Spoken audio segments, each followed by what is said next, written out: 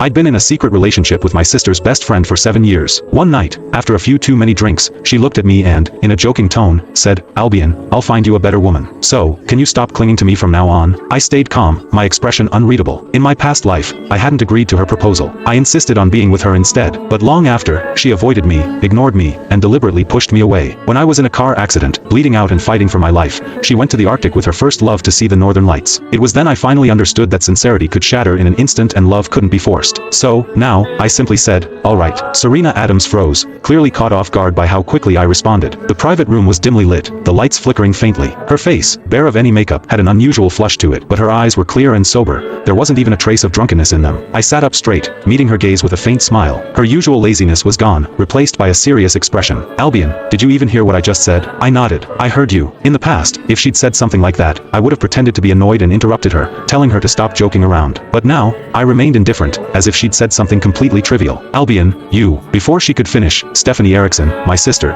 who had stepped out to get some air, walked back in. She glanced at Serena and smirked playfully. "Guess who I just saw outside?" Without waiting for a response, Stephanie continued, "I saw your first love. He's drunk and being dragged into another private room by a few wealthy-looking women." Before she even finished her sentence, Serena shot to her feet and stormed out of the room. Not long after, the sound of arguing and breaking glass echoed from the hallway. Despite that, I stayed in my seat, casually peeling and eating an orange from the fruit platter. Serena loves fruit but hates peeling it. Every time, I'd carefully peel it and place it in front of her. Only then would she take a few bites. Stephanie used to tease me about it, saying, "You're so good to her. Why don't I ever see you treating your actual sister this well? Don't tell me you're into her." There were so many times I wanted to reveal my relationship with Serena, but she'd always link arms with me playfully, cutting me off with a cheeky grin. "Maybe Albion thinks I'm more like a real sister to him than you. Little brothers should dote on their big sisters anyway. Any objections?" Over time, I realized what she really wanted, to keep our relationship hidden. So I stopped trying to tell anyone. For 7 years, no one in our lives knew we were together. Now, Stephanie was lingering by the door, watching for the right moment to step in. Turning back to me, still eating fruit, she teased, "Albion,